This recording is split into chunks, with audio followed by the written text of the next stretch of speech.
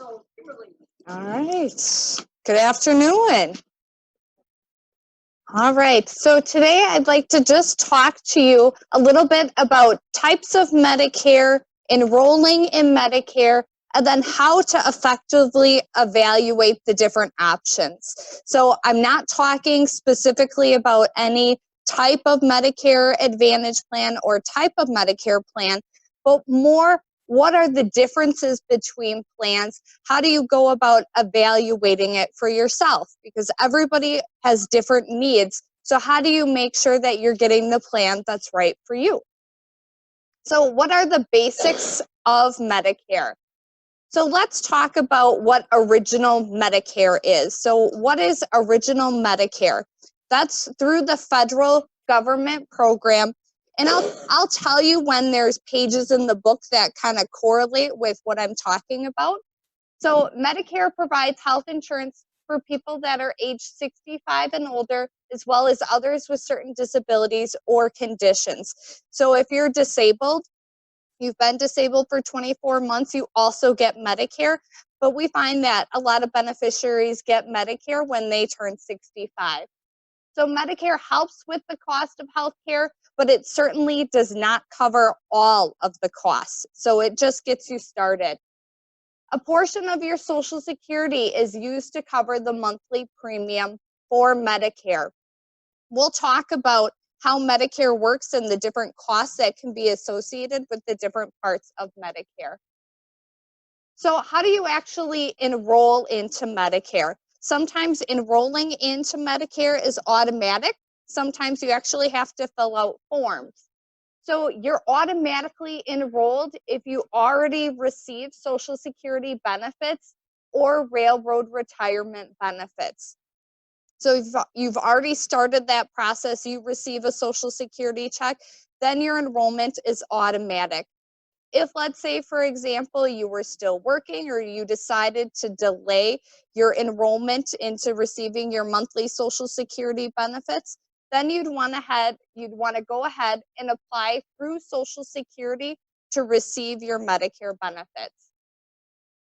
So once you enroll, or if it's automatic because you are already receiving Social Security benefits, you'll actually get a Medicare card in the mail.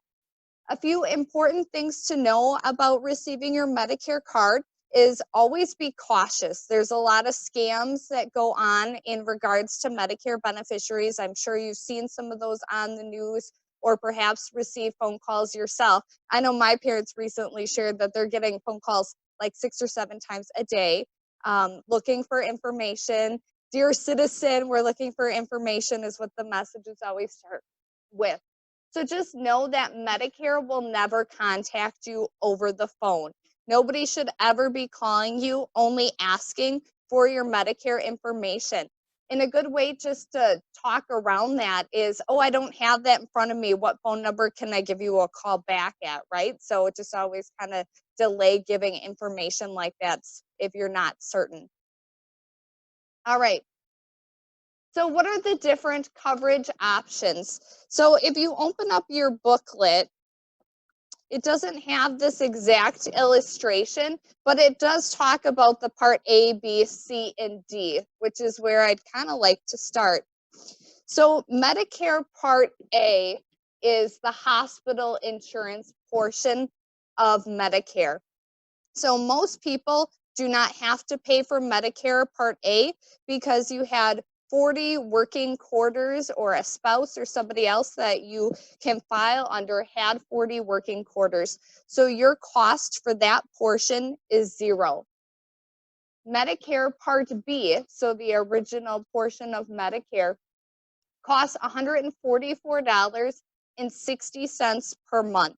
So that cost is typically going to be deducted automatically from your Social Security check. Now, sometimes people can pay less for Part B if they're receiving additional assistance, maybe through the state of Wisconsin. Or if you're a higher income earner, sometimes you do have to pay more. So they look at your income on an annual basis, and they can either make that higher, or if you're getting extra assistance, it's lower. but I would say for most beneficiaries, you'd be looking at paying $144.60. So that's what Original Medicare provides. So the federal Medicare program provides just the Part A and the Part B of Medicare.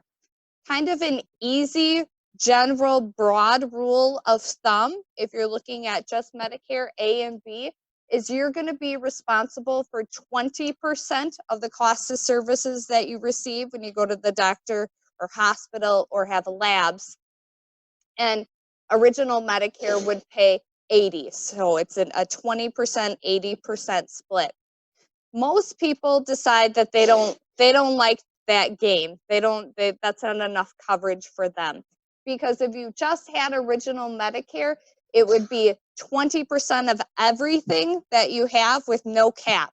So when Nancy shared earlier, $500,000 in 1 year, your responsibility would be 20,000 or 20% with no cap on that. Most people say, yeah, I'd like a little bit more protection than that. So when it comes to deciding, which way I should go, how do I get more than just Original Medicare? There's actually 2 different ways that you can go. So kind of 2 different paths that you decide what's going to work best for you. And generally, you kind of stick along that path. So the first one is looking at a Medicare supplement insurance policy. So what is a Medicare supplement plan? It's an independent plan that you would purchase. So there's a monthly premium associated with it, and it would help fill the gaps of Original Medicare. So has anybody ever heard the terminology a Medigap policy? So that's what they're talking about, is a supplement. So essentially, kind of high level overview of the way supplements work is you would pay a monthly premium, and that policy would help cover that 20% that Original Medicare doesn't cover. So with the way supplements work, every year you would get a renewal letter that would tell you individually, based on your circumstances, how that monthly premium is going to adjust. So what we start to see is people that either have a lot of health concerns or utilize the policy, that monthly premium starts to increase over time. But the benefit of a plan like this is that you don't have copays and things generally when you go to the doctor or hospital, but you're paying for that up front. Did you have a question? No. Okay. So you can pair in with Original Medicare the supplement to help when you go to the doctor and hospital. Now, the last portion of Medicare, and as Nancy said, kind of the alphabet soup of Medicare, is Medicare Part D. D means drugs or prescription drug coverage. We'll talk about that a little bit more later. Think about prescription drugs when you go to the pharmacy, fill prescriptions, you go home and take those types of medications. That's what's covered under the Part D portion of Medicare. If you choose to go the route of a supplement policy, you'd also have to look at getting some type of prescription drug coverage. Most commonly, you'd be looking at purchasing a standalone prescription drug plan. And we'll talk in a little bit more detail about that later on. So I always like to describe what happens when you actually go to utilize these types of benefits.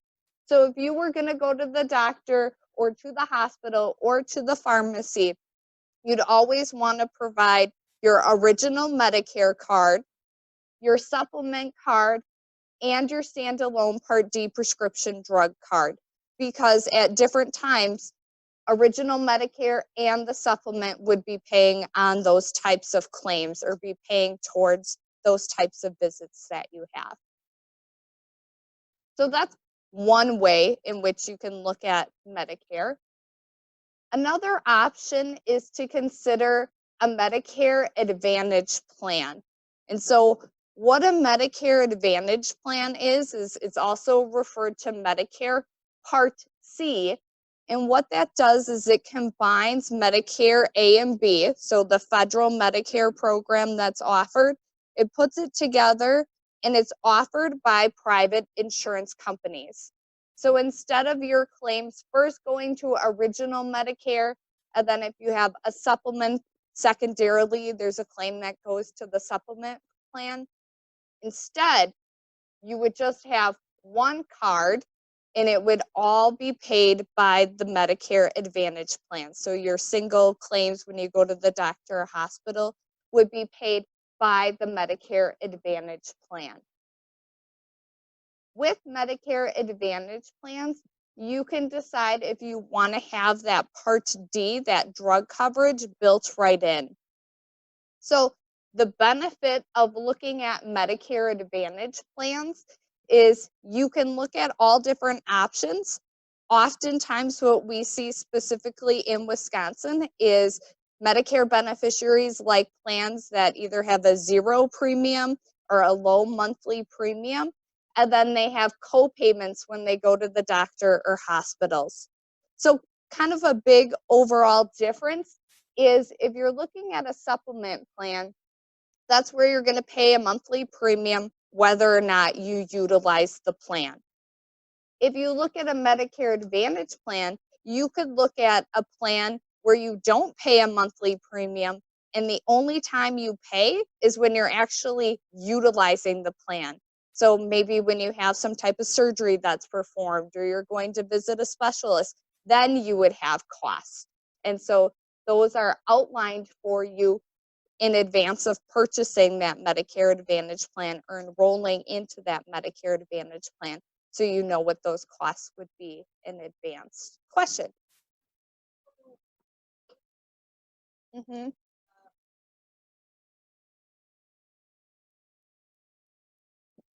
Nope. So that is going with the supplement. So it's kind of like draw a line down the middle of the page. So that's one option. A Part C is a Medicare Advantage plan. That's when you work with a private insurance company. There's lots of them in the area. So for example, Network Health, United Healthcare, you've probably heard of Robin or Anthem. All of those types of companies are generally offering the Medicare Advantage plans where they partner or they put together all your Medicare benefits together. Did I answer your question? Okay, certainly. Hmm.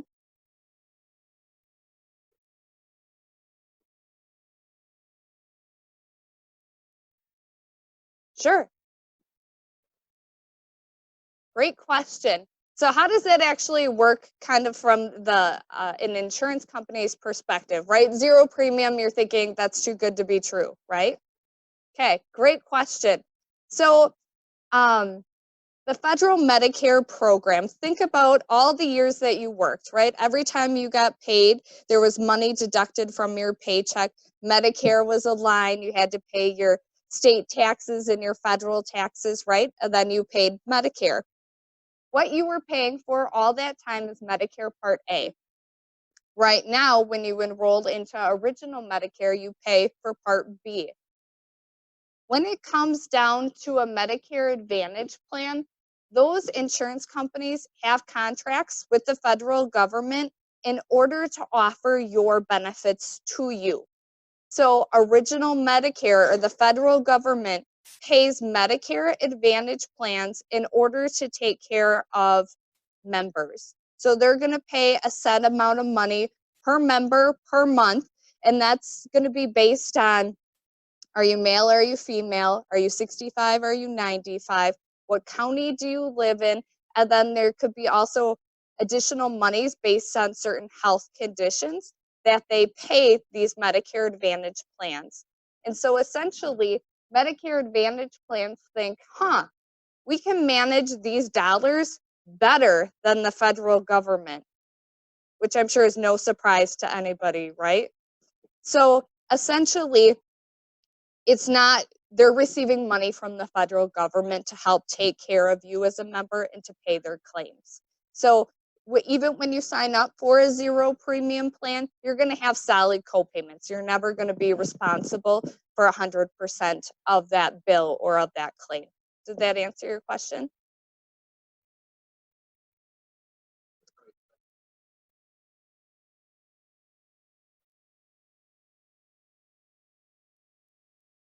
No. Nope. Nope. So, no. It's a So essentially, private insurance companies can manage those dollars better. And what they do is they make sure that members have like their preventative services done, and that's a zero cost to members. So going in, getting your annual wellness exam, having a flu vaccine, making sure you have your colonoscopies and mammograms and things on a timely basis. So they do a better job of reminding people that that's important to do. They also work with your provider or your doctor to make sure that they're doing a good job taking care of you as a member. And if you want specific examples of what does costs actually look like, I did bring some of that information today just so that sometimes it's hard to envision costs without seeing it in writing. So once we get a little bit further into determining possible costs, I'll give you that information for anybody that wants it, just so you can do the math comparison.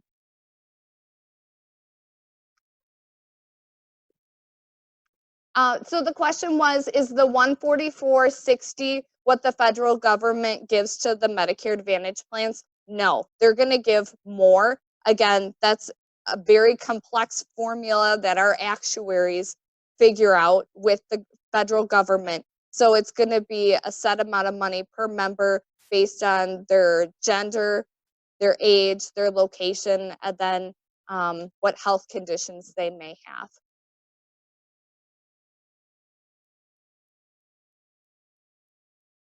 Correct. So if you have a Medicare Advantage plan, the question was, do you still pay the $144? Yes, you would. You have to have Medicare Parts A and B, be enrolled in both in order to have a Medicare Advantage plan.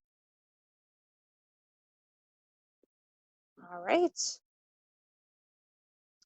So Medicare Advantage plans. So we talked about the fact that Medicare Advantage plans are offered by private health insurance companies.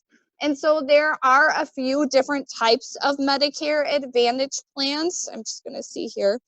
In the back section of your book, there's a glossary. And so I think some of these are defined back here. It doesn't look like quite all of them are, but just kind of a high level overview of what the different types of Medicare Advantage plans are.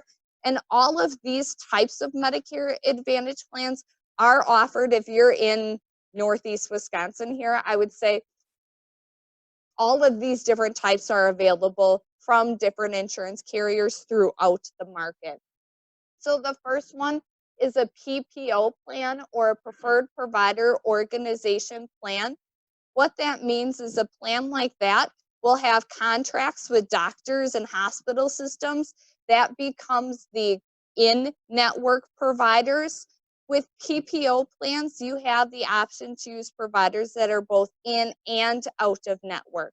So even if that insurance carrier doesn't have a contract with a certain provider, you can still go there as long as that provider sees Medicare beneficiaries just in general. A medical savings account, or an MSA plan, that's a very unique type of health plan. It actually partners a high deductible plan with a bank account. So if any of you are familiar with the way HSAs work, so that's very popular for employers to offer that type of option. If you are familiar with that and you like the way an HSA works, the MSA, or the medical savings account plans, are very similar. They're just for Medicare beneficiaries. So it's a really unique type of plan. There's actually only 3 MSA plans in the entire country, and 2 options are offered right here in Wisconsin. So that's very different and unique. A special needs plan, or a SNP plan is for people that have both Medicare and Medicaid. So Medicaid is offered through the state of Wisconsin. It would be a Wisconsin Forward card.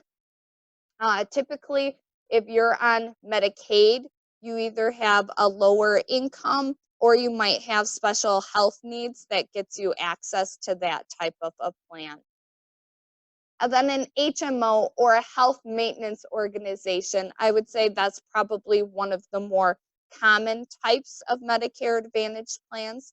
The way those work is that the insurance carrier would have contracts with different doctors and hospitals, and that would be the provider network that you would need to stay in order to receive your services. All right, enrollment opportunities. So if you want to look in your book on page 2, it does talk about different enrollment opportunities. So when do I sign up for different types of plans?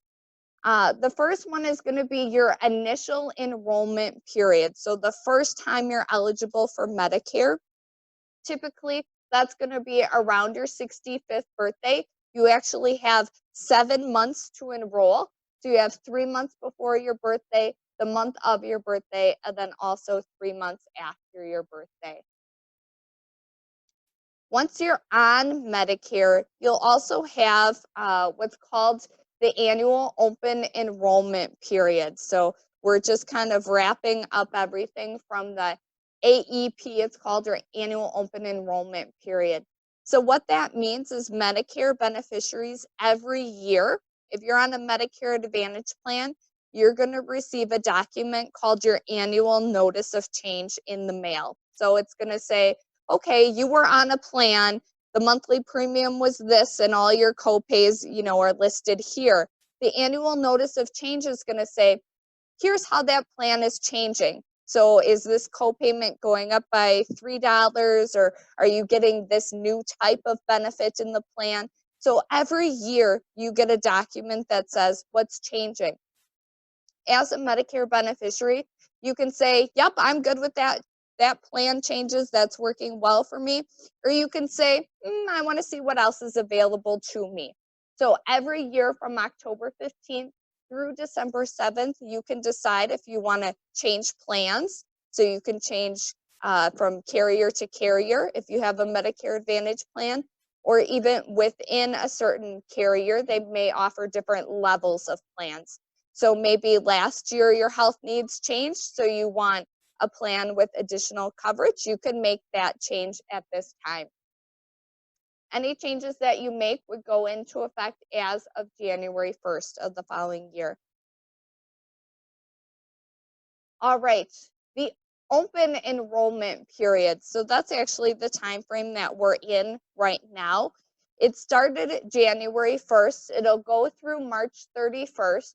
And essentially, if you're on a Medicare Advantage plan, it means you have one more opportunity to make one last change.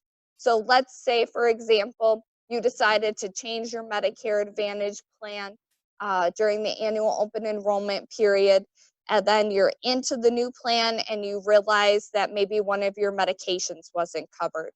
Or maybe you realized, I tried to call customer service and I couldn't get anybody. Maybe that's not a good idea, or whatever the scenario is going to be. Or maybe in January or February your health changed and now you want to make one last switch. You can actually do that. So the OEP, which goes January 1st through March 31st, is relatively new. So Medicare has only been offering this for the last 2 years. They had it a few years ago in the past, then they stopped doing it. Now they're offering this type of enrollment period again. All right, and then the last opportunity is sometimes there are going to be special enrollment periods or special situations in which you can make changes to your plan. So say, for example, you decided to work past age 65, you were staying on that employer group coverage. When you decide to leave that type of coverage, you can enroll in a Medicare Advantage plan. If you change your primary residence, you can change your Medicare Advantage plan. So most of the time, when you look at Medicare Advantage plans, they have 3 eligibility requirements. You have to have Medicare Parts A and B. You have to live within the plan service area. So they're going to have a service area based on counties where they have contracted providers. And then the third question that they're always going to ask is, do you have end-stage renal disease? Meaning, are you on kidney dialysis? That's the only medical question that's asked. So if you do change your residence, so say you're living here in Northeast Wisconsin, you permanently move to Florida because you're sick of these snowstorms, for example, you'd want to find a plan, right, that's based out of Florida. If you're traveling there or you snowbird there, like a lot of people do, that would be one of the considerations you make when you look at selecting what type of plan do you have. What is the benefit going to be when I travel or when I'm not in my service area? And then if for whatever reason a plan would no longer be offered, so if an insurance carrier were to say, nope, we're not going to offer this specific plan anymore, you would have an opportunity to join a different type of Medicare Advantage plan. Any questions? That last section, we talked about quite a few things. Any questions? Go ahead.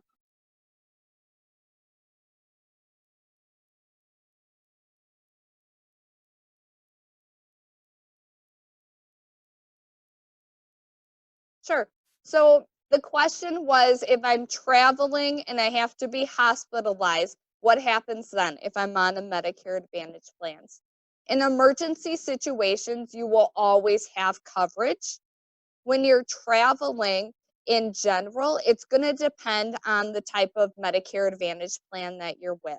So for example, just giving generalizations in this area, for example, network health with our travel benefit on our Medicare Advantage plans, you can go anywhere in the United States and your costs are just the same as if you were at home. So there's no change in the way the benefits work based on when you're traveling. Other plans within in this service area, they're going to offer other types of travel benefits. So they may say, you know, these are the providers that we work with in this area. So if you're going there because, you know, you have a sinus infection, it's not necessarily a life or death emergency situation, but you want to seek treatment because you're gone for, you know, 6 weeks or something like that. They're still going to offer different types of coverage and programs. It's just going to be dependent from carrier to carrier. So when you're doing your shopping, if that's something that's important to you, you'd want to make sure that you're looking at how those benefits are structured. But you will always have coverage in emergency situations.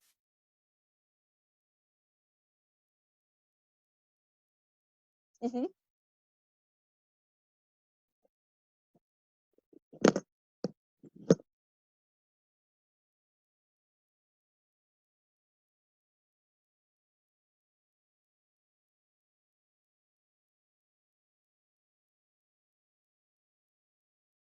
All right. So great question. The question is if I have a Medigap plan or a Medicare Advantage plan, what happens if my health changes? Can I get back in? So that's one of the kind of fundamental differences between supplements or Medigaps versus Medicare Advantage plans. So let's talk about Medicare Advantage plans first. They only have 3 eligibility requirements. So it's, do you have Medicare A and B? Are you enrolled in a plan within the plan service area? So are you in one of the counties that they offer a plan? And then do you have end-stage renal disease? Other than that, it doesn't matter if you're 65 or if you're 95, if you're the healthiest 65-year-old or if you have cancer or, you know, diabetes or any other types of conditions, that has no effect on what you pay per month. And that doesn't matter. You can still make changes to the plans with all those types of conditions. So from an ease of use perspective, Medicare Advantage plans, they don't look at any of that, okay? When you look at supplements, they'll look at your age, and you're right, they're going to look at your medical conditions as well and determine what your monthly premium is going to be. If you're on a supplement and you want to try a Medicare Advantage plan, you have a 12-month trial period where if you decide, no, I don't like the way this plan works, you would have a guaranteed issue back to the supplement that you were on. But if you pass that 12 months, then generally you're not going to go back to a supplement. So in general, it's kind of like you decide which path, which option is best for you. And most people tend to stay either in the supplement realm or the Medicare Advantage realm. You don't switch back and forth between those types of plan options year after year. Did I answer your question?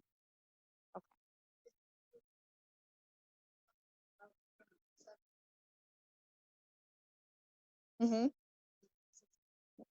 Sure, correct. So if you were when you're first gaining Medicare or if you're turning 65, both situations actually, you can have a guaranteed issuance into a supplement, correct? Without going through the underwriting process, having to disclose all your medical information.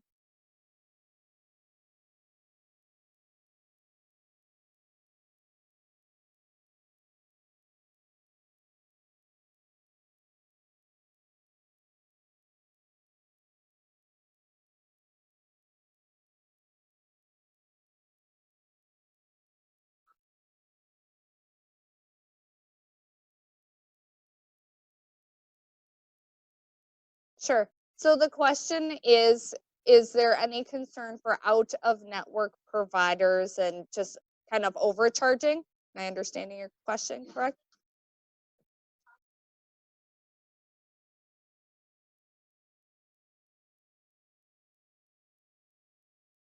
Hmm.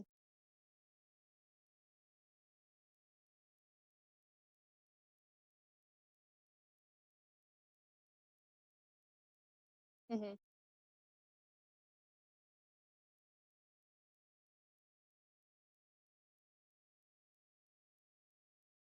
Sure. With Medicare and out of network charges, I would say it depends on the type of Medicare Advantage plan that you have.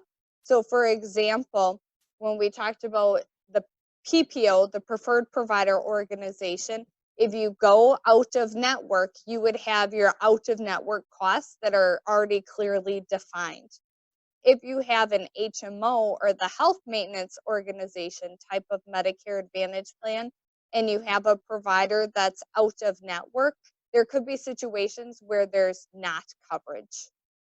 So, um, generally, you would still be looking at the Medicare fee schedule for those services. So, anybody that is a Medicare beneficiary gets generally the benefit of the Medicare fee schedule if that provider generally accepts Medicare assignment. That means that they accept payment in full based on the Medicare fee structure. So I would say here in Wisconsin, we are very lucky. Most of the providers in this area we see accept Medicare assignment and they say, you know, what Medicare pays, I accept that as full payment for the service that I provide. Where sometimes in Wisconsin we don't see that is if you have a really, really high level specialist. I wouldn't even say people in the Valley. I'm not aware of anyone that doesn't accept Medicare assignment as full payment. But across the country, there are pockets where providers don't work with Medicare beneficiaries. So unfortunately, we see that in Arizona and Florida at times are the two places that jump out to me. Did I answer your question? Okay.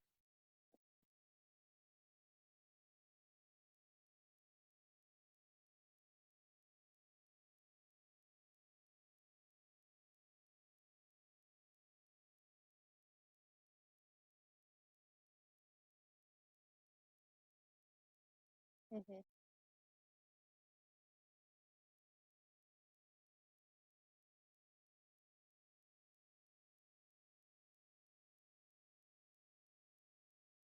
Sure. So the question is, Does Medicare protect you if a hospital system sends the labs outside to a not participating hospital facility? I don't think original Medicare or the Medicare program protects against doing that. I don't hear that from our Medicare beneficiaries as something that comes up very often. I know more through employer groups and things like that, that's more of a concern. But typically with employer groups, you're looking at narrower networks of doctors and hospitals than what we're seeing within our service area for Medicare Advantage members.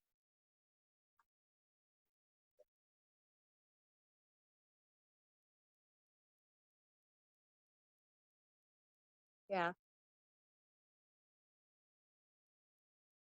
Yeah, I understand that. It can be frustrating because you feel like you've told the hospital, here's my insurance information.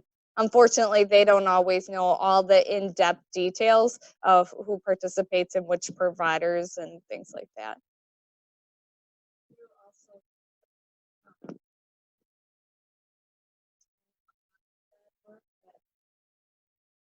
Mm,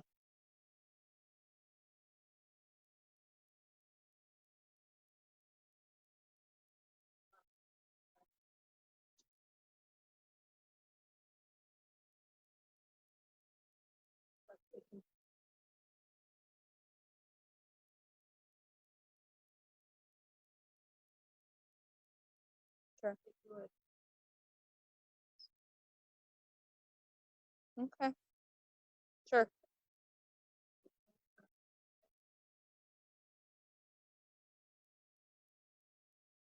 Sure. So maybe working with the provider to see if they could make sure that they're billing it through your family doctor versus the lab.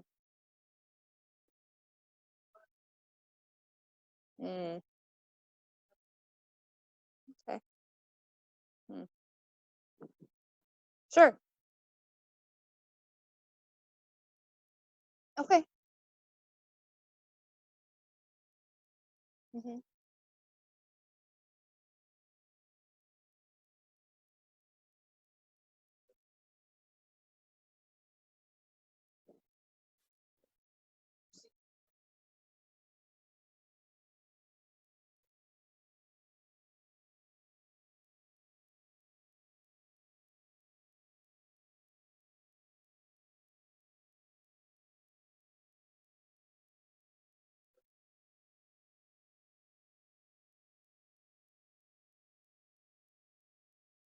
Okay.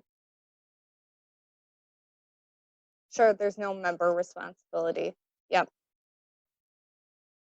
Okay.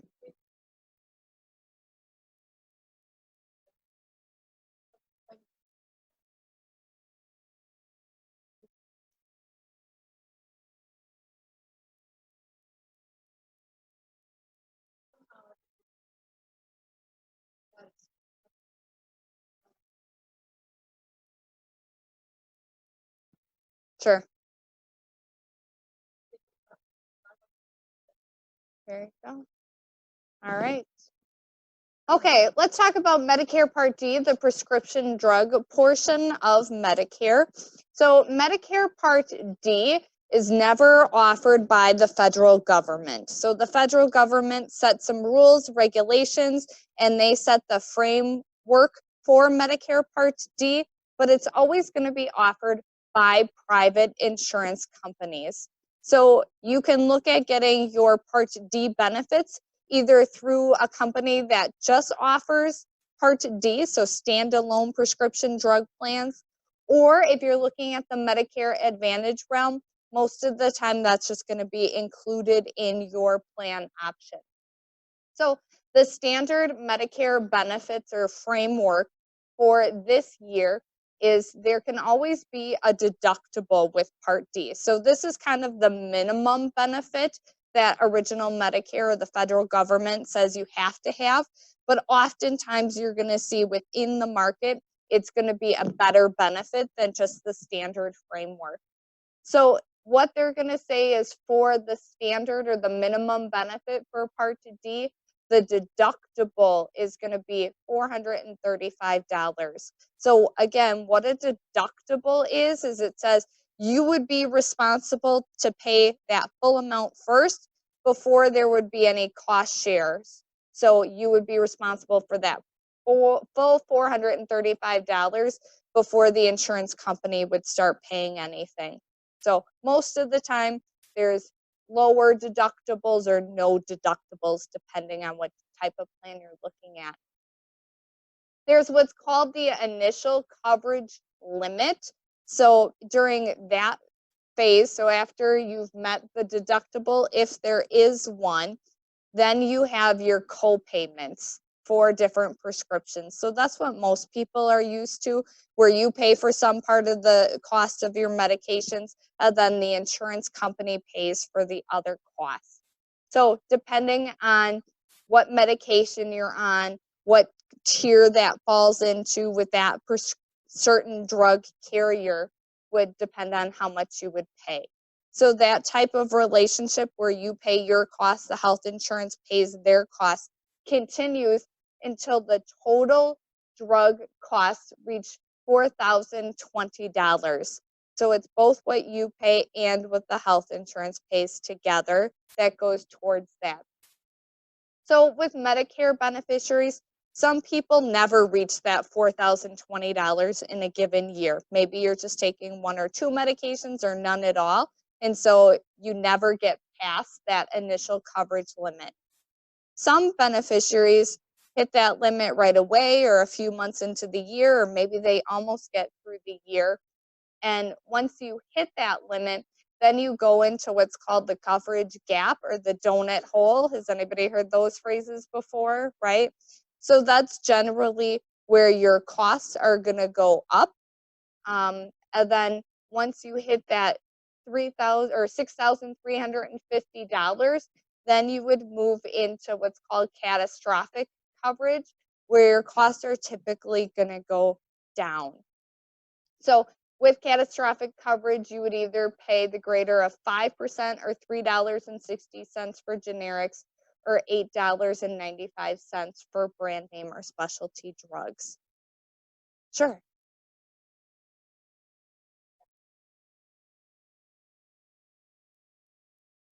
It's both. So with Part D prescription drug coverage, kind of the framework or the foundation of the way you go through the different levels of Part D is about the same. So our federal government will set the initial coverage limit amount and this dollar amount every year. So that's going to change every year. And then they also set what the maximum deductible amount can be.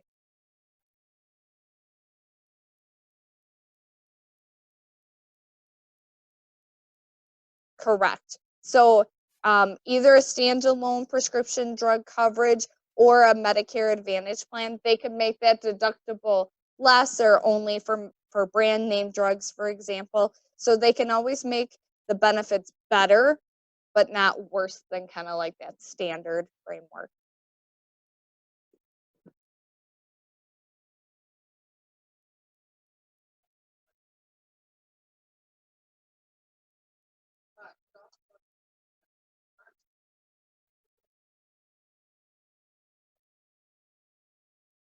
Mm-hmm.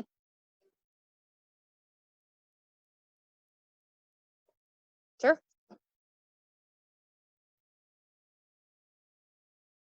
Mm-hmm. Right.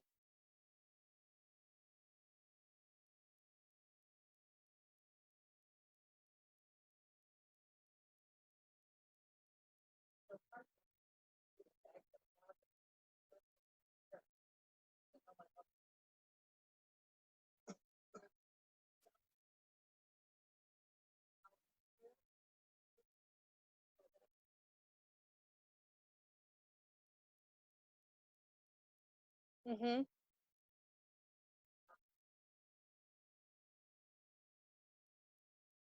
Yep. So that's a great resource that you're talking about. So on Medicare.gov, you can actually say, here's a list of my prescriptions. Here's the pharmacy I like to go to, or maybe pharmacy isn't a big deal. Sometimes people are very particular and they like going to a certain one. Sometimes it doesn't matter at all. And on Medicare.gov, it will actually give you the cost analysis for different plans. So are you looking for a standalone prescription drug plan to partner with a supplement? Are you looking for something that's built into a Medicare Advantage plan? What's my cost going to look like? And it'll, give you that summary on an annual basis. So that's a great tool to be aware of and to utilize.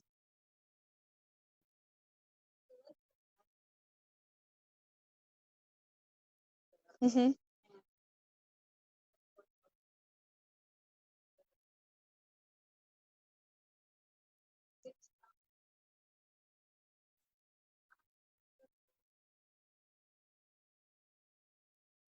So, great question. And unfortunately, this is where it can be a little challenging.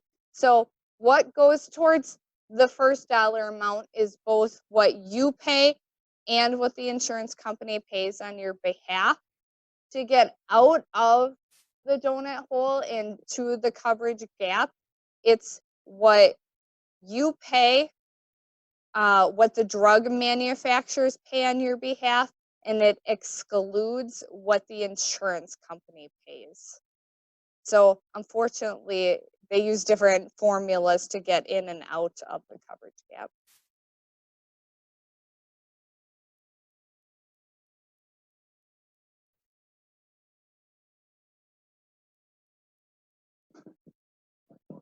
Correct.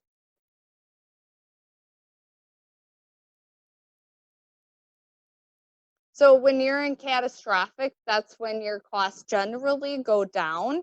And so you're going to be looking at paying, 5% or $8.95 for those drugs.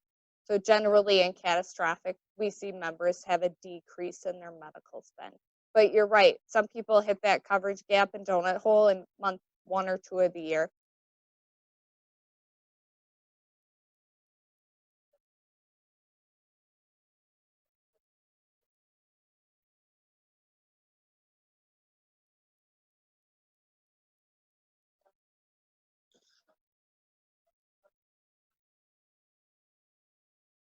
Nope. So what you paid towards the deductible, what you paid that contributed to the initial coverage period does count towards that 6350. Well, but what counted towards this also includes what the insurance company paid on your behalf. That portion doesn't count towards this. So you may have paid $2,000 and the insurance company paid $2,020 just for easy math.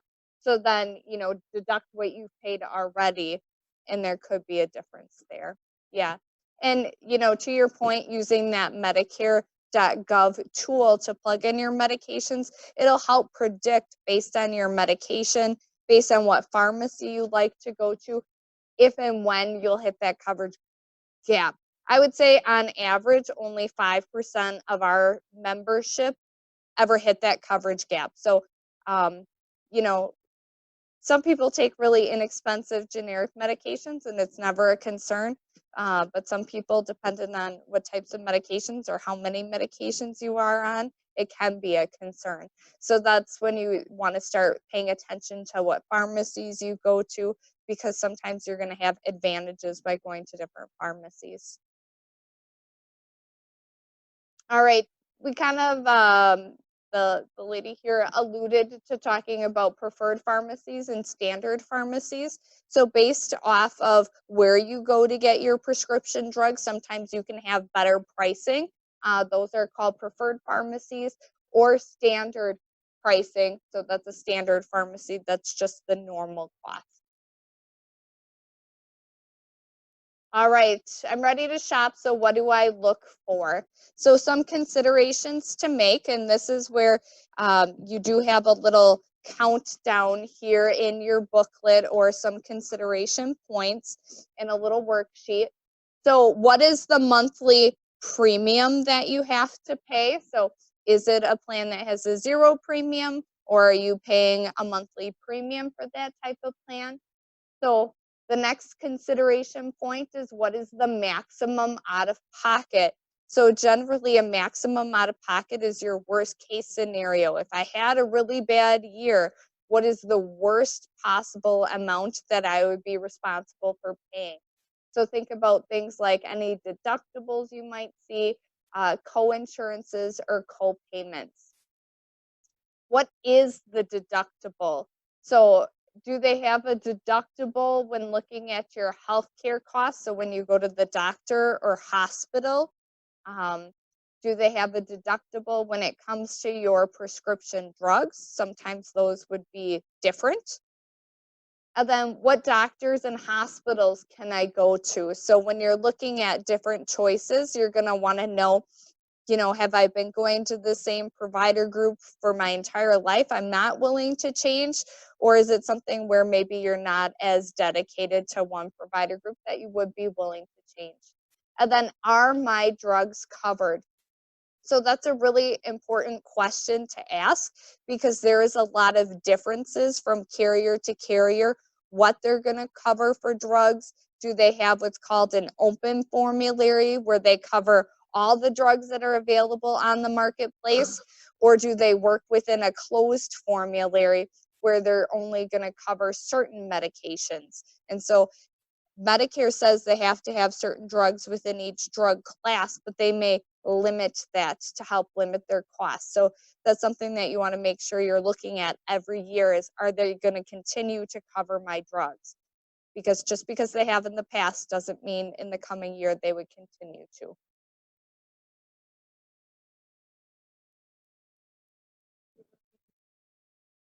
Hmm.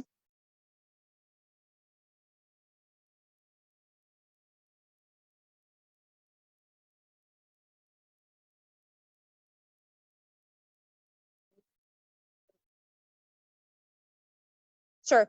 So the question is, can they change the drug formulary in November? So maybe I've already kind of done my shopping in October. Can they change it so that it would change the plan?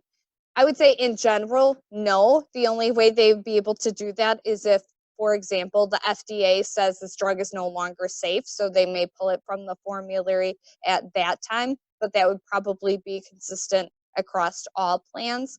Otherwise, as new drugs enter in the market, they might add prescriptions, but in general, they would not be able to, shake up all the drugs that they cover unless it was one of those extenuating circumstances. Correct, unless there was medical reason, such as the FDA said it wasn't safe anymore or something like that, without giving you proper notice.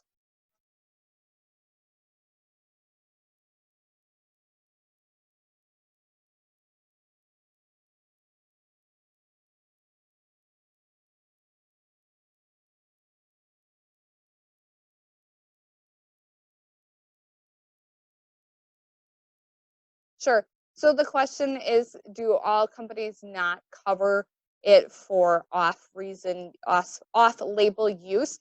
I would say generally, my guess is you would go through a prior authorization process. So, for example, if there's a medication that's used, trying to think, I used to have an example of one of those, trying to think of one that would make sense. If it's primarily used to treat X condition, but you're going to use it to treat, Y condition. I feel like migraines is one of those where sometimes they have cross functional. Okay. So usually there's a prior authorization process. And I would say that process is very dependent from carrier to carrier. So the team of pharmacists would make decisions on whether or not to grant that.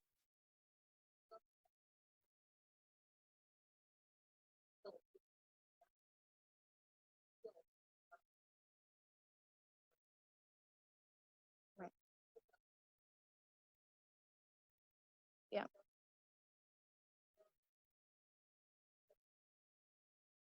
All right.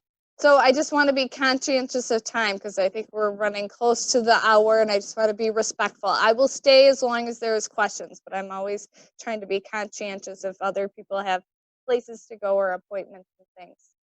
So other considerations is a Medicare star rating. So one of the things that our federal Medicare program does is they give star ratings to all types of Medicare Advantage plans or standalone prescription drug plans. The highest star rating you can have is 5.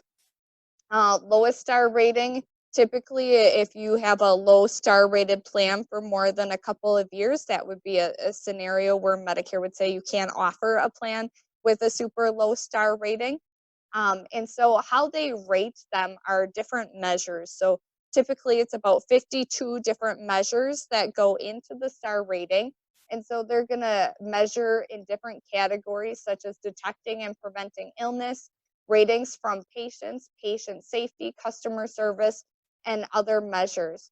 So plan sponsors or insurance carriers must provide the information about their plan ratings to current and prospective members. So also another thing you can find on Medicare.gov is you can look at those star ratings and see how well carriers take care of their members. All right. So what are the next steps? And again, this does follow along kind of in the countdown book, the last few pages, or I should say the middle pages, right where the staple is it talks about 6 months before you turn 65. What should you start thinking about doing? Determining if you're going to enroll into Medicare, or if you're still working, maybe you want to consider delaying Medicare Part B. So start checking with your employer and looking at all of those costs. 4 months before you turn 65, it says start thinking about the features and benefits that would be important to you. So it actually has kind of a worksheet template that you can use in order to compare the different options and things that most beneficiaries have shared. This is how I make my decision. So that's why we built the worksheet like that. And then how to determine your possible costs. So look at your current coverage, consider Medicare Parts A and B, what that cost is going to be, and just help you do the math here. So these are nice worksheets to work through. You can also use them on an annual basis if you're already on Medicare. These are just some good worksheets to work through. If you are looking just for price points because you have no idea, you've never looked at Medicare Advantage plans, there's information over there just to help give you an idea of the cost points. Kind of like you were asking before, if I'm on a zero premium plan, what does that actually look like when I go to the doctor or hospital? So if that's the information you're looking for, you can certainly grab that on the way out and kind of go from there. So if I retire before age 65, what are my options? So I think we start to hear this more and more from people. And some of the early retirement options that are available is you could look at COBRA. So what is COBRA? That's where you have continued coverage you had through your employer. So that could be an option. Generally, what you were paying when you were working versus what you pay as far as a monthly premium is going to be higher when you go on COBRA, but that's definitely an option. Otherwise, you could look at the health insurance exchange or the marketplace. I'm sure you've heard that talked about. It's been a hot topic in recent years on the news. Um, there's a couple of different ways you can go about investigating your options. Is you could work with an agent, an independent insurance agents. Typically, they represent all different carriers in the marketplace and kind of can help guide you that way. If you'd like to, you can visit healthcare.gov for available options on your own. You could work directly with the health insurance company if you have a specific company that you want to work with. You can call the exchange and work with them as well. One thing to know about the health insurance exchange is you may be eligible for a subsidy based on your income. So it's kind of interesting to know about that is they look at your income, not at your assets. So it doesn't matter what you have in 401ks and that kind of stuff. They're just looking at your annual income to determine subsidies, which is just kind of interesting. All right. Any other questions, comments, concerns?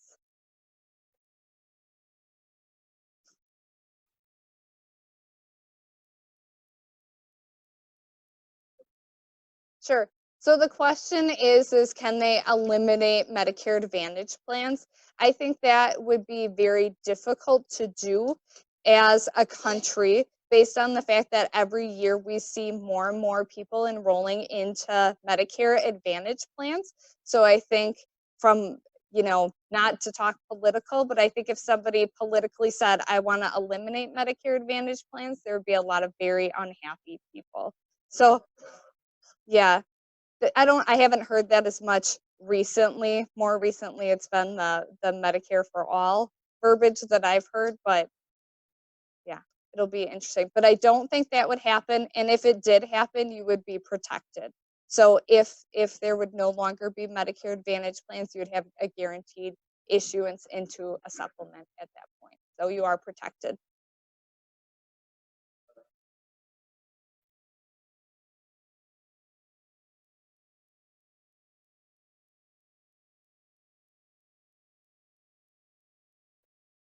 Sure. So the question is in regards to getting information off of the TV. I think there's always different ways that insurance carriers or some of the big brokers like health markets, I see they advertise a lot on TV.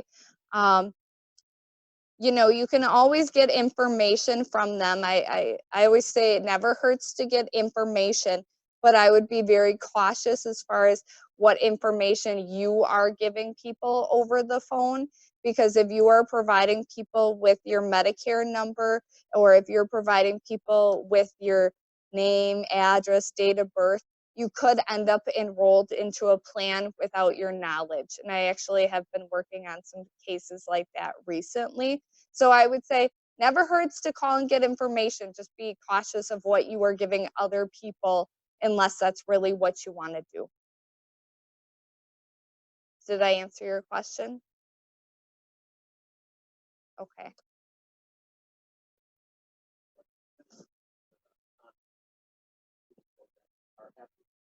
Sure. So what percentage of people that are on Medicare Advantage plans are happy with them? In general, I don't know all the statistics nationwide. I haven't read the deft research that studies Medicare Advantage programs nationwide. I would say that's one of the factors that goes into a star ratings. Historically, from our perspective at Network Health, we see about a 96 to 98% retention year over year. It is something we're very proud of. Correct. Medicare and You, it's a great resource.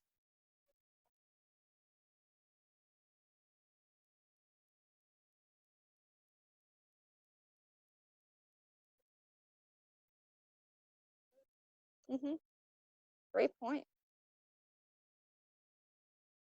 You're right. Great point. I don't get that in the mail, so I always forget about Medicare and You. But it is a great, I usually go on to Social Security and order one for myself. It's a great resource. It is. You're right. Thank you for reminding me of that.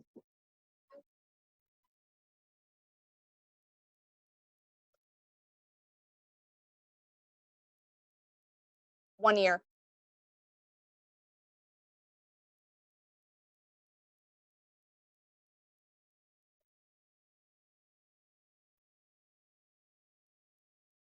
Correct. So if you had a service that was done over a year ago and they just started billing you, you can call and remind them kindly, right? They don't have a right to do that.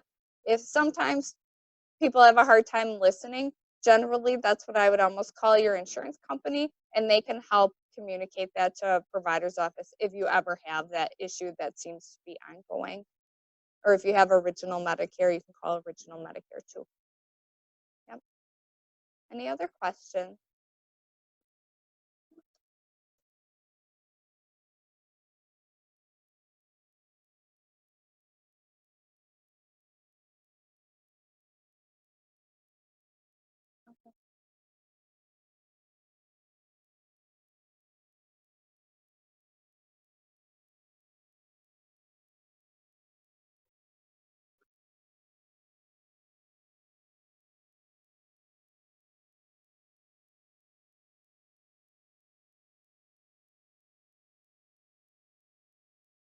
Sure, great question. So his question was, the provider billed $25,000 worth of bill. The insurance company paid $8,000. My responsibility was $2,000. Who paid the rest? So that would be the Medicare discount rate or the disallowable amount. So when I talked about, the rates in which Medicare reimburses for services, they say, providers want to be paid this. This is what we're really going to pay. So the kind of the gap between that is the disallowed amount. So nobody pays that.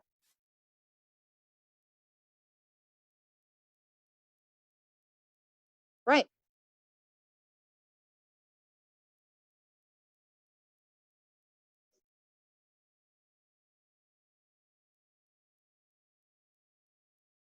Mhm.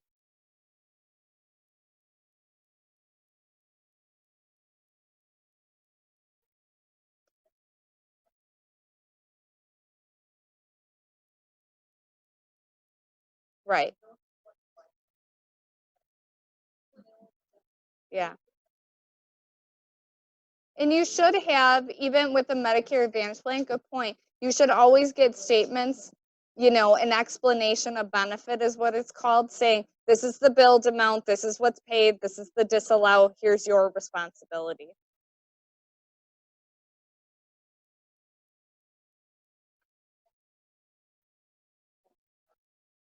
Allowed. Yep.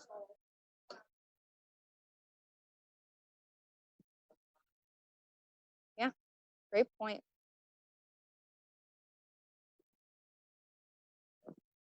What was that?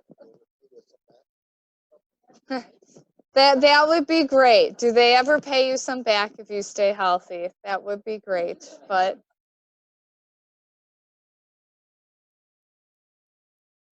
rewards and yep, they do have healthy reward programs. You're right.